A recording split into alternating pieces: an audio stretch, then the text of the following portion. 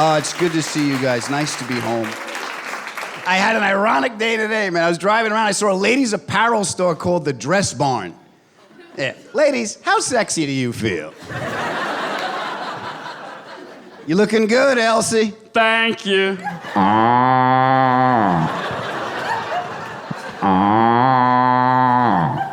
I got it at the barn.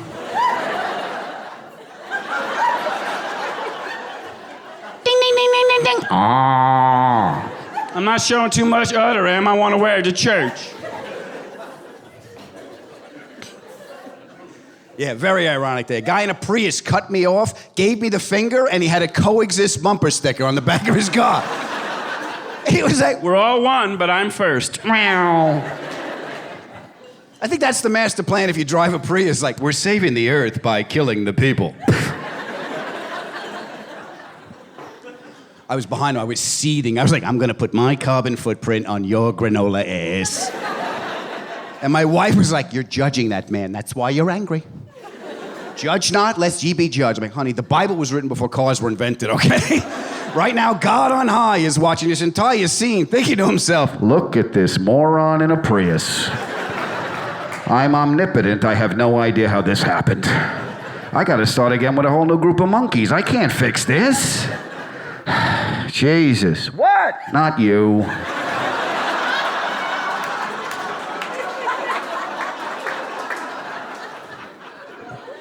If you drive a Prius, that's your choice. I'm not judging you.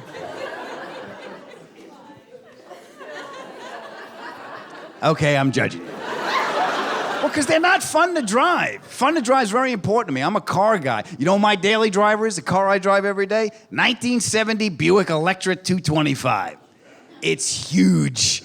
18 feet, 5 inches of Detroit steel, baby. I got 3 garages at my house. It doesn't fit in any of them. My car's fun to drive. I dropped the suspension, I painted it black cherry metallic, I smoked out the windows, and I drive around Santa Monica. You should see the way they scowl at me when I pull up to the coffee joint, like... Your car is very bad on gas. I'm like, oh, that's where you're wrong. It is horrendous on gas. Do you realize it takes an entire dinosaur to fill this thing up? Well, you don't care about the environment. Yes, I do. You don't care about people. You're driving an electric car. It doesn't make any noise. You can kill a blind guy in that thing. Did you know that? You're never gonna kill a blind guy in my car. Oh, hell, something's coming down the road. Get the dog and get out the road.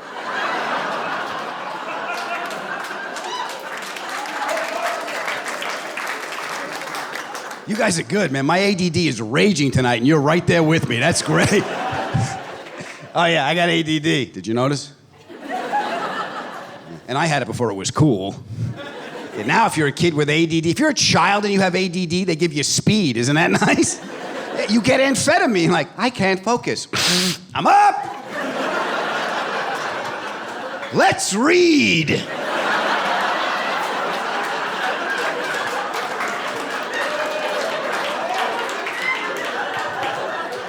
One fish, 2 fish, red fish, blue fish, done! SpongeBob is that good. Nobody knew what ADD was when I was a kid. The school system had no idea. My family didn't know. My father didn't know. Like, will you sit down? Are you a moron? I'm an artist. You don't understand.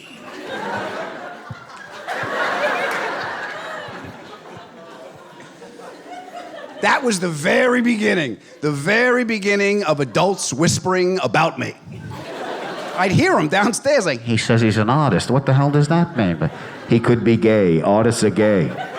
Like Cousin Aldo. Aldo is not gay. He hasn't met the right girl. Yes, he has, and her name is Steve, okay?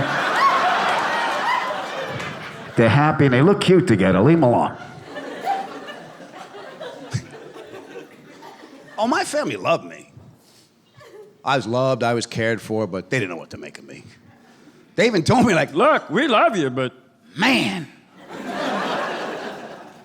My father didn't tell me he loved me till I was 25 years old. And I moved.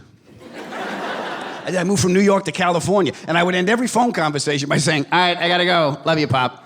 And I didn't hear anything for about 6 months. Then one day I said, all right, I gotta go. Love you, Pop. And I heard, hey, a walk's as good as a hit. Once I forgot to say it. I'm like, all right, I gotta go. Hey, you forget something. Oh, yeah, I love you, Pop. Then after about a year and a half, I'm like, all right, I gotta go. I love you, Pop. Yeah. I love you, too. Oh, that was big. That was huge for him. My father was tough. We had a sink in our garage. He used to wash up after work. He would clean the dirt under his fingernails with a hunting knife. And that's when he would talk to you like, how was school today?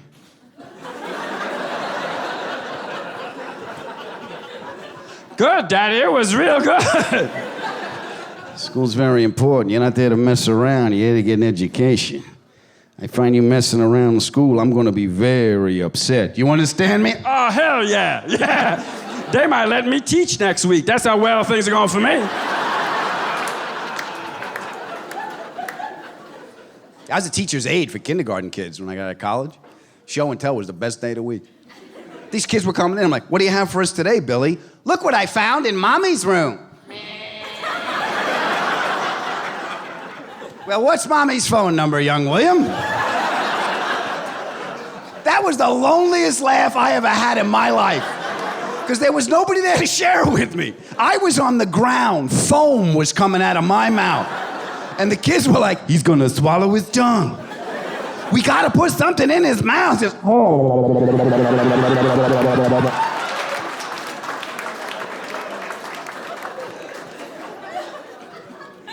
Yeah, you didn't mess around in school. My father would not tolerate that, man. I was getting bullied once when I was a kid, and I couldn't tell my father. It was going on for a while. So we're on the playground, we're in this fight, and I realized, ain't no one coming to save my ass. So I grabbed a garbage can, I came up and I caught the kid under the chin. Yeah, he went back. Next thing I know, we're in the principal's office. I'm terrified because they called my father. I'm looking out the window. There's a sign on the chain link fence. It said, no parking, teachers only. My father parked the truck right in front of that sign. He never came into the office. He just filled up the doorway, and he gave me the look. My father had a look. Not only did you know you were in trouble, but all the plants would die. Principal said, Mr. Ferrara, your son's been involved in a fight with this boy. It's been going on for quite a while, but today your son picked up a garbage can and hit him under the chin. My father gave me the look. He looked at the kid. He looked at the principal, and he said, well, if I was you two guys, I'd stay the hell out of his way. Walked out the door.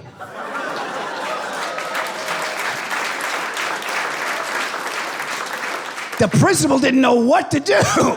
The principal's like, this isn't over, Mr. Ferrara. And from down the hall, we heard, yeah, it is. And inside, I was like, yes! My father just stood up for me in front of an adult. But outside, I was trying to play it all cool. And I didn't know what to do with all the energy, so I peed a little bit.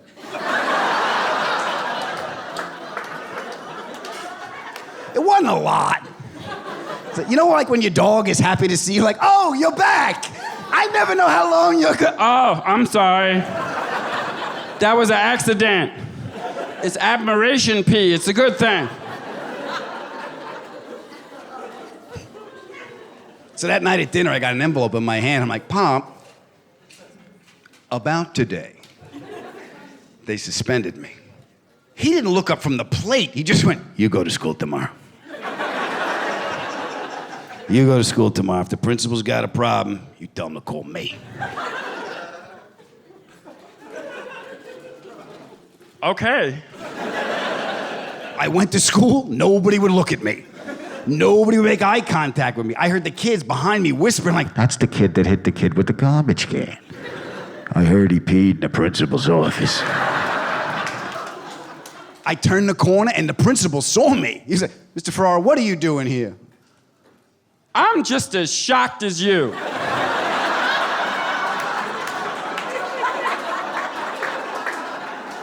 I realize the awkwardness of this situation, but my father told me that I have to attend school. Now, he has instructed me to tell you that if there's a problem, you should call him. I would not recommend it. But my job is done.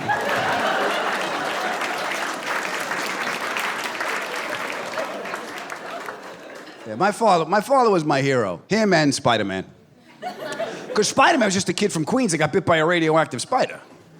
I'm from Queens. There were spiders in the basement. My mother had a microwave. Don't you think I tried? My mother get, there's spiders in the microwave! Yeah, it doesn't work. My mother's in one of those 55 and over communities, you know, with the guard. Apparently, she can't be left unattended or she'll spread guilt and lasagna throughout the neighborhood. And the guard is older than she is. The guard's an old dude with a bow tie. I'm like, man, how secure do you feel knowing Orville Redenbacher has the left flank? Are you kidding me? And he's one of these guys, it's a power trip. Every time I go to see my mother, he's standing in the street like this. Halt. Really, Larry? Halt? What are you, at a Nazi border crossing? Get out of the way, I gotta take my mother to the foot doctor.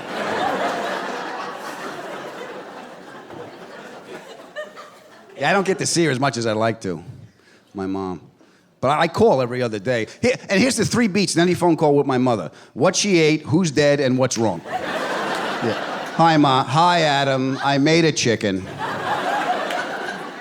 Do you remember Laverne Falcone? No, Ma. Good, because she's dead. Then she starts with what's wrong. Now, what's wrong takes a while, but she really doesn't need you there. You just need to hum to keep her going, like, So I put her on speaker and I just get stuff done around the house. I did my laundry once. I cut the whole lawn with her in the headphones. She had no idea. I went through security at JFK with my mother on the speaker in the bin. Shoes off, belt off, she's still going, man. I don't know what it is. My feet keep swelling up. They're getting bigger and bigger every damn day. They're wanding me right now, and the toenail is starting to change color. I'm a little concerned about that, I gotta be honest with you. The guy wanding me looks up and says, You know, my mother had the same thing.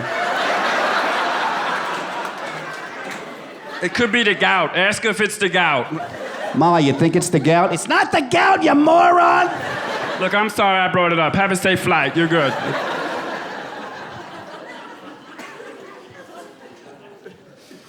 Yeah, that's my family. That's the drama in my family. You have anyone in your family just has drama in their voice? To this day, I call up my brother Johnny. I go, hey, Johnny, it's me. I can't talk right now. Then don't pick up your phone. What the hell are you yelling at me for? Every moment in my childhood was a crisis. It didn't matter how insignificant. Everything was a tragedy. It was like growing up in an opera. It was like, you took my keys. You took my keys. I know you took my keys. I did not. I did not. I did not. The toilet's clogged. Again. Bring me the plunger. I will fix it. Get it yourself. Get it yourself. I am not your slave. I will plunge a toilet. I will plunge a toilet. What do I see? It's my keys.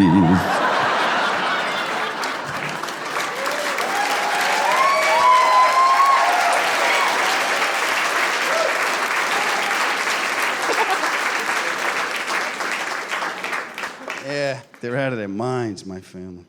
Bunch of screaming Italians who are all law-abiding citizens as far as you know. That's the culture I grew up in. I basically grew up in a crime family without the money, power, or influence. Yeah, just the fear and paranoia, that's all I got. Yeah. My Uncle Tony is a little shady. We used to call him Uncle T. The police called him a person of interest, but Yeah, I remember once he was staying over the house, right? It's early in the morning. He's downstairs in the kitchen. I came down the stairs. He looked at me and goes, what? Come here. What? Come here. What? Get over here. You want eggs? What? I'm making eggs. You want eggs? Yeah, I'll have some eggs. Shh, I don't want the neighbors to know I'm making eggs.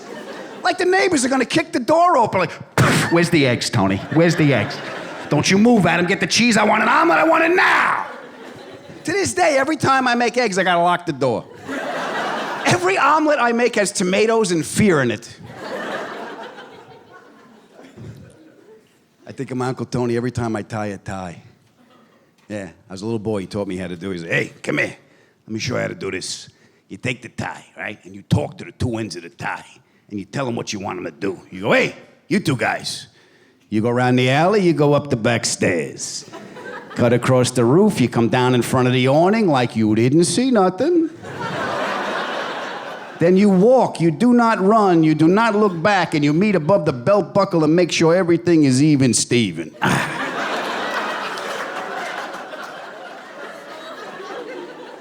Now we take a pair of scissors and you cut the back of the tie off. This way nobody can choke you with your own tie. I was 12. Do you see where the paranoia in my life might have come from? I was making my confirmation. Father Dominic's in the back room like, boys, it's a big day for all of you. God loves each and every one of you. Adam, look how handsome you are. Let me fix your tie. I panicked, dropped, and swept the leg. All right, no sudden moves, Padre. Let me see your hands. Put the book down. Let me see your hands. I did that joke on TV, and I got a bunch of mean tweets. You were painting the Italians as criminals. There's an insult to us. Shut up. Really. I mean, the biggest insult to the Italian people is the Olive Garden. I mean, come on. Seriously. That escaped your notice and you're coming after me? Come on. It doesn't even look like an Italian restaurant. No self-respecting Italian restaurant's gonna have a window that big so people can drive by and aim.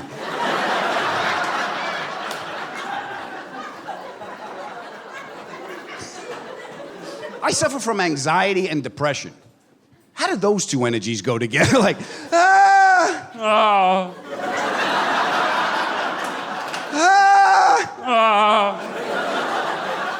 I'm afraid of the future. I regret the past. How did this happen? I blame myself.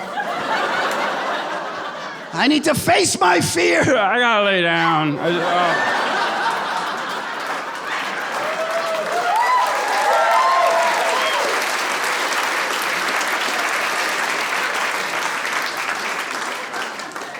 My spirit animal should be a bipolar bear. That's how screwed up I am.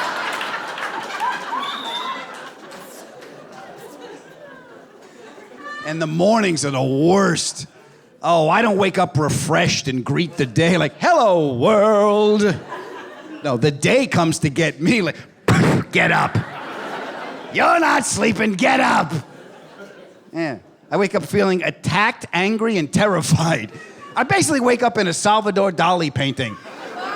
It's like, I'm late and the clock is melting. Ah!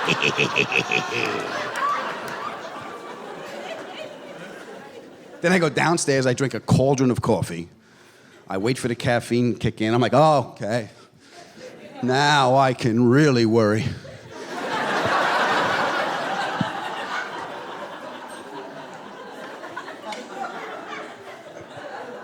I have to work at being happy. When the hell did this happen? When I was a kid, happy would just show up.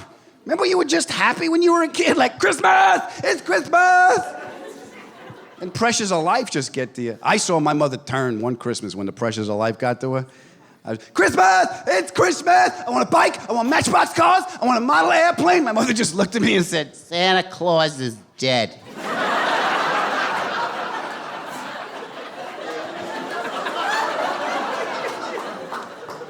And my mother and father always backed each other up, so I went, Daddy, Santa Claus is dead? Yeah, the elves turned on him.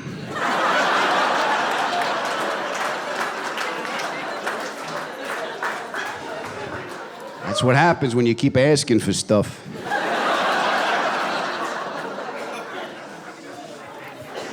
Merry Christmas. What the hell kind of thing is that to tell a 19-year-old? Seriously. Can I believe in nothing in this world? Yeah, they were nuts. My family was just nuts. And I got to work at being happy because I'm depression. Yeah. They say exercise is good for depression, and I try. I really do. I will spend the whole day in my gym clothes.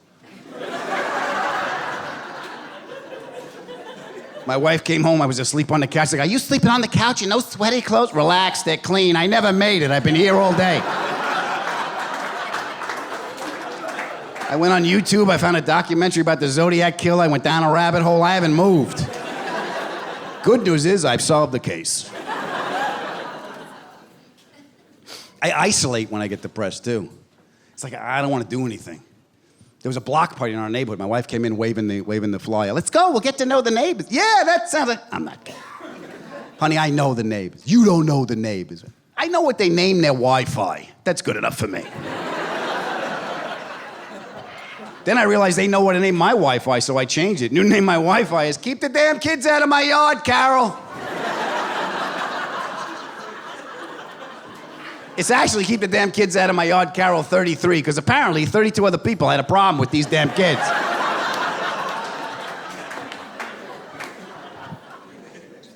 I want to be the best man I can be for my wife. Yeah. I love my wife. You know you love somebody when you don't want to live without them, but yet they make you feel like you want to slam your head into a friggin' wall. Yeah. Oh, yeah. Love is eternal, but marriage is relentless. It just keeps coming at you. Marriage makes you look at the person you love and think, oh. You're gonna be it tomorrow, too, aren't you?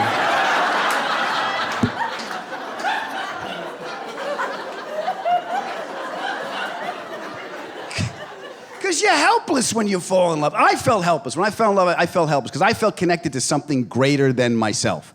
And I think that's the reason we're here. And love is the key to that transcendence. But it ain't easy. So if you're single and you're out there and you sincerely want to spend the rest of your life with someone, and late at night your heart might wonder aloud, like, is love ever gonna find me? Let me tell you something. It's gonna hunt you down and beat the hell out of you. Okay? In fact, if I was you, I'd run. Make a break for it. You're not gonna get far, but it's important you know you tried. Because there's a great deal of surrender you gotta reconcile when you fall in love with someone. Even the words, will you marry me? The subtext to that is, okay, you win. Go to a Jewish wedding, look at the groom. He knows he's dead. So does everybody else. They put love, frustration, and violence in this ceremony. I now pronounce you man and wife. My life is over.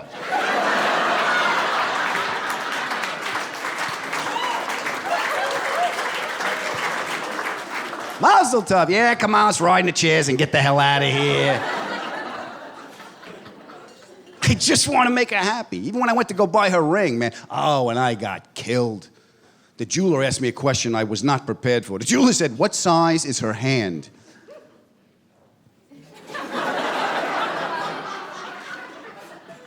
Girl size. Why? Because, well, it's kind of important because the diamond should sit in proportion to her hand, so you just get an idea. So that night at dinner, I'm looking at her hand, and I'm like, oh, my God.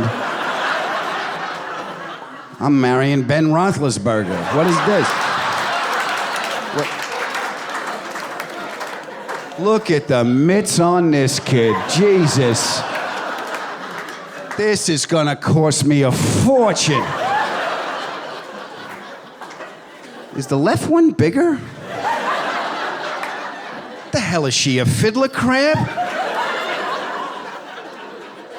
It's great. Now we're gonna have giant left-handed children. But Daddy, why do I swim in a circle?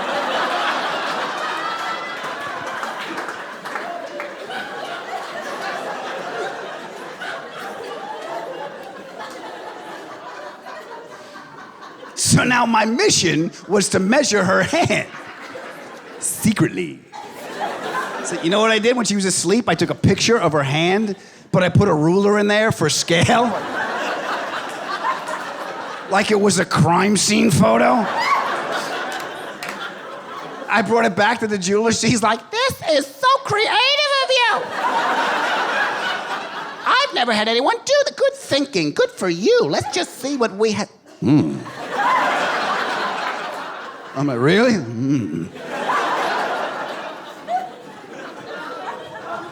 So I bought the appropriate diamond size for her hand, and I was so annoyed. I almost proposed to her like this. Here, put this on your flipper, your harbor seal. I love you too. We could have had a Porsche for what this stupid thing cost. And you're taking the kids to swimming lessons, because I'm not answering, Daddy, why do I swim in a circle all summer long? Just keep swimming, Nemo. Daddy loves you. Just keep swimming. Daddy loves you.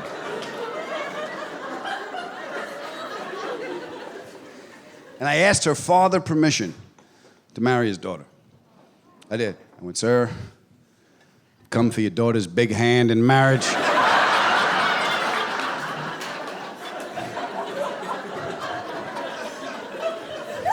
And he texts back, LOL. So, you know.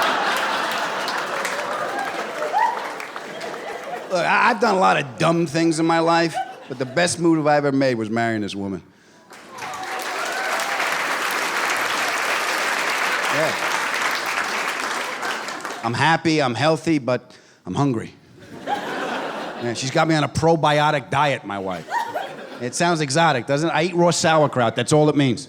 Because the raw sauerkraut puts the good bugs in your system. What they don't tell you is there's a German Oompa band in my lower intestine right now. And the tuba likes to solo, so... Yeah. Oh, I'm doing the best I can, but the man wants his music heard.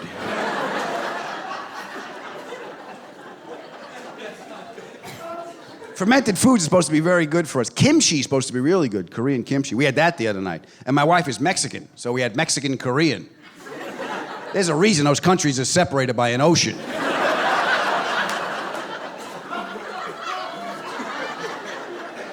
I think it was North Korea, because I passed a missile.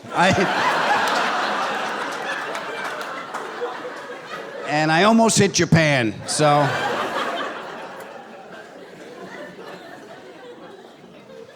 Yeah, I can't eat anything anymore.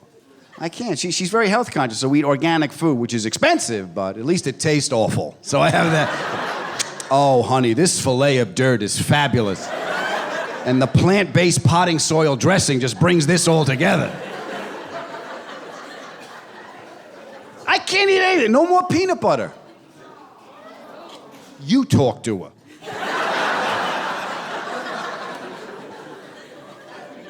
I said, why, honey? Because there's mold in the shells. Baby, I don't eat the shells.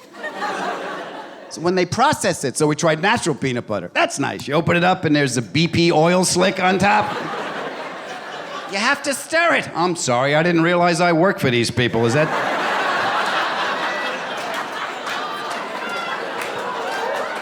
That's the deal you make with the natural peanut butter? I have to finish their job. Now I understand. No, tell them to cash my check. I'll complete the churning process for them.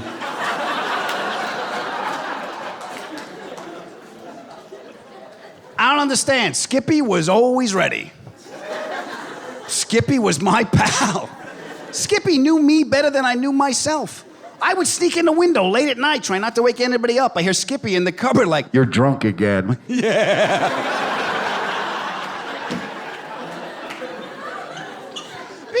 Skippy, you're gonna wake everybody up! You know where I am. Oh, I got my spoon, you crunchy temptress.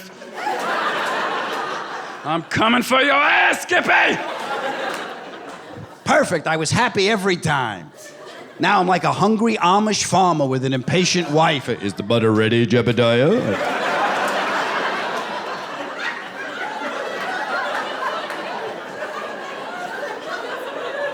Silence, woman. I should have never married a Mennonite. Not yet.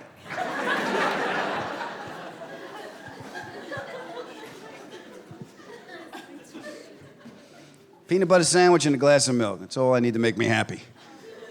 And I can't have it. Can't have the peanut butter, I can't have the bread, because I come from fat people.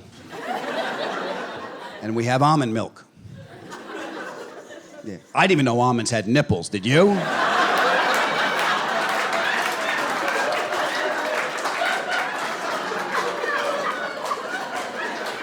Yeah, we eat a lot of leafy green vegetables. Kale's very... We have kale chips. Listen, if you've never had a kale chip, just lick a lawnmower blade.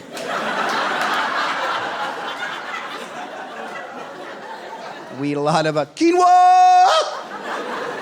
Quinoa! And that's the way I say it in the supermarket, just to drive her crazy. I stand in the car and I hold the box up over my head. I'm like, I found the quinoa! We feast.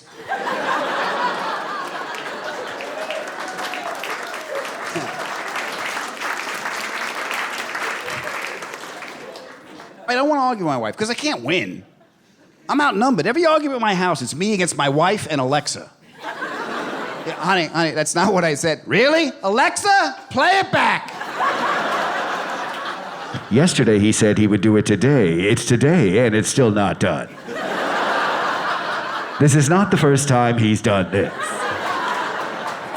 Okay, Alexa, that's enough. It's more than enough. My hard drive is clogged with unfulfilled promises.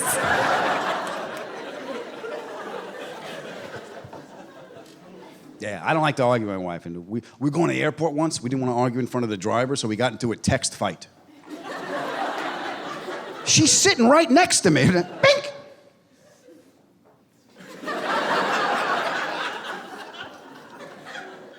Honey, that is not what I... Bink! If you just let me... Bink, bink, bink, bink, bink, bink, bink, bink, bink, bink, bink. We get to the airport, the guy gives me the bags. I give him a tip. He shakes my hand. He's like, you didn't stand a chance, did you?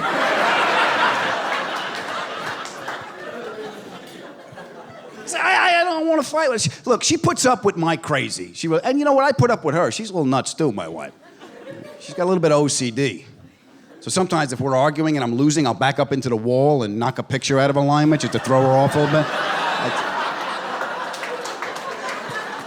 I gotta buy time. It's like spiking a ball on a 2-minute drill. I gotta stop the clock. But if you have OCD or you love somebody that has OCD, you know everything's gotta be in the right place, make them feel comfortable. Even the lighting. Look, I realize I'm a very weird little man. When I come home and turn on the lights, I want to, see. My wife's like, no, I'm creating a mood. Yes, uncertainty and frustration. That's the mood you're creating. I'm not here to get my fortune told. Can we turn on the lights, please, Madame Zola? So I can ascertain where all the unnecessary pillows are piled up on our furniture? My wife has pillows all over the house. And you can't touch them. You're not allowed to go. They're for company. Like these strangers are going to come over like, look at this fine display of pillows. Just laid out for us weary travelers.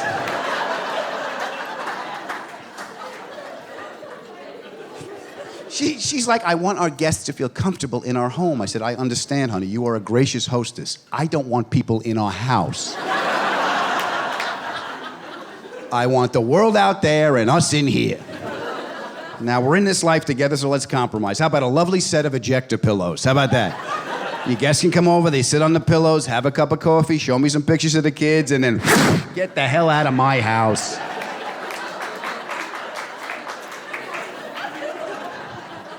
She's very open, my wife, and I'm closed. I'm closed, the glass is half empty, and get off my lawn. She was raised in Northern California, in the wine country, Oh, look, grapes. Everything's made of coconut, and I live under a mushroom. I was born and raised in New York. Yeah, you know New York, where kindness is greeted with suspicion. Do you like some coffee? Why, what's in it? You drink it first, we'll see what happens to you, Mr. Starbucks. You started this, not me. Suck that venti down right now, all of it. Oh, yeah. My wife has a generosity of spirit that I do not possess, man. Now, she talks to people. No fear, no agenda, just greeting a fellow human being. It's beautiful. And she's gonna get us killed. We're at a hotel, we're in the elevator. These strangers come in. She's like, hi, how was your day? I'm like, what the hell are you doing? Don't talk to these people. All right, look, if this goes bad, I'll take the 2 on the left, but you gotta bring down the big girl. Sweep the leg, she'll go down. Oh, yeah. I'm suspicious. Yeah, I am. I'm a grown man. I sleep with a baseball bat by my bed. It's not a full-size bat. It's one of those. They used to have Bat Day at Yankee Stadium. Yeah, they used to give you a little bat. I still got mine. They don't do it anymore. I guess they figure maybe it's not a good idea to arm the people in the Bronx.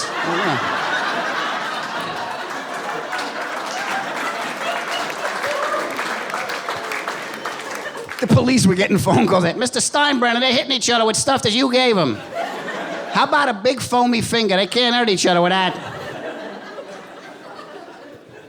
So yeah, I'm suspicious, I have no patience anymore either. I go from 0 to homicide in 3 seconds.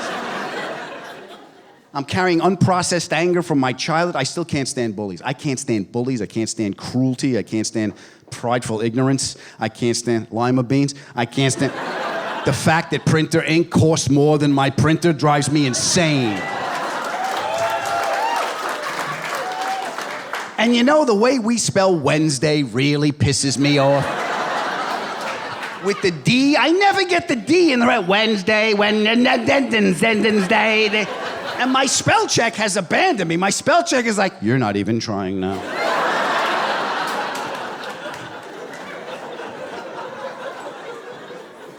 February, too, with the R and the U. February. If I got to write a check on a Wednesday in February, no one's getting paid till March. I don't care.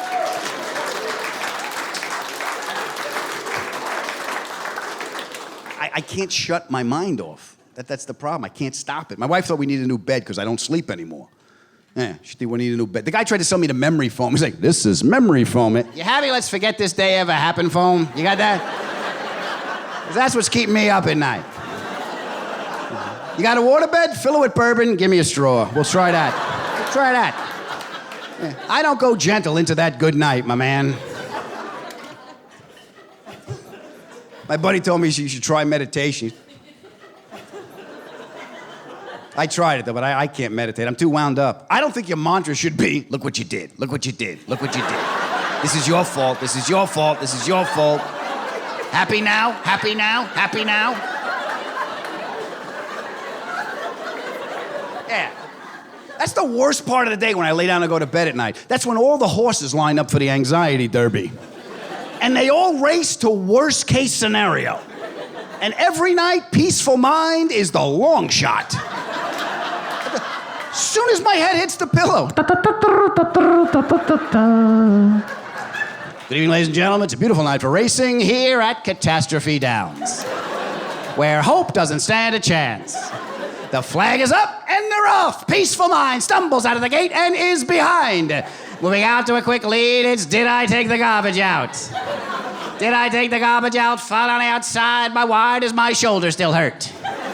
Rounding out the pack is, damn, I forgot Mom's birthday, and why has she not texted me back? Moving into the first turn, it's how the hell am I gonna pay for that? How am I gonna pay for that? I thought Tuesday was garbage day. My shoulder really does hurt. Who the hell does she think she is? And peaceful mind is way back. Into the back stretch, we have a new leader. It's that's what I should have said.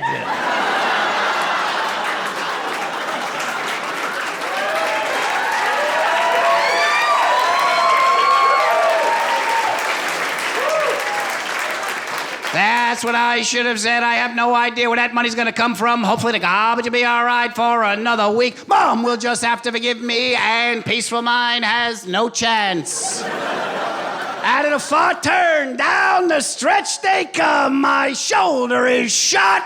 There's no way I can pay for that, and I can smell the garbage from here. My shoulder to garbage, my shoulder to garbage, my shoulder to garbage. At the wire, thundering from out of nowhere, it's, is my wife really happy?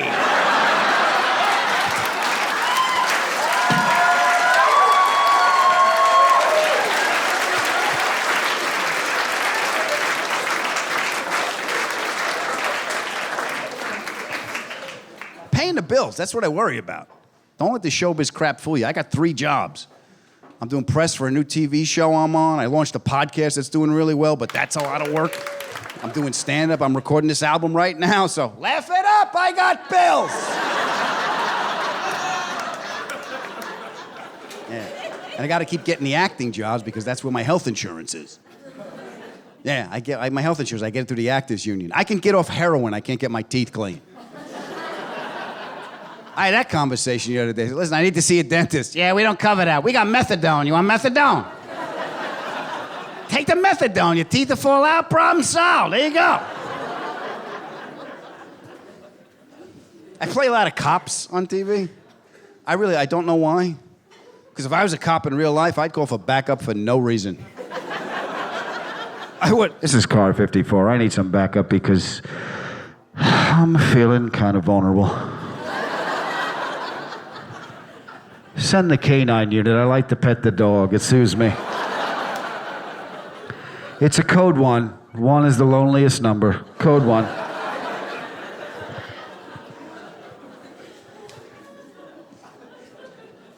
I'm friends with a lot of New York City cops, so I do a bunch of ride-alongs. I was in the car the other day with my friend Tommy the cop. Yeah, he gets a call. He's like, all right, we'll respond. Rolls his eyes. I'm like, what's the matter? He's like, Jesus is on 14th Street. What? Yeah, you want to meet Jesus? I'm like, Tommy, I don't think I'm ready. I heard he was coming back. I didn't know it was on the subway. So we get there. There's a guy, long hair, no shirt, thinks he's Jesus. Tommy goes up and says, Jesus? And Jesus says, yes. He's like, there are so many lost souls in the subway. I am but a man and can't lead them. Can you please go down there and show them the one true path? And Jesus went, bless you. And went into the subway. Tommy gets back in the car. I go, what happened? He's like, psh, now he's the transit cop's problem. You want to eat?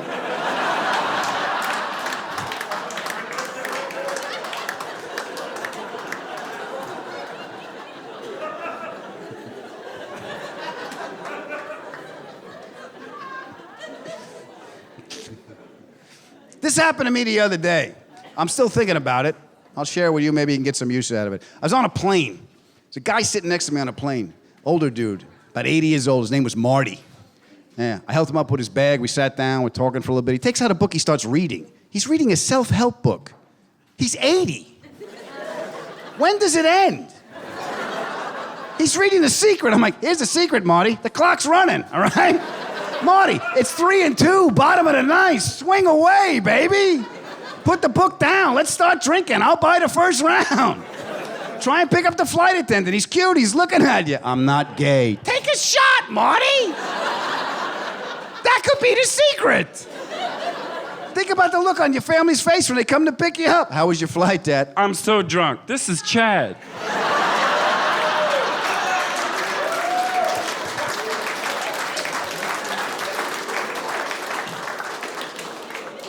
Life is hard. Remember, please, take it easy on yourself. Thanks for coming to see me.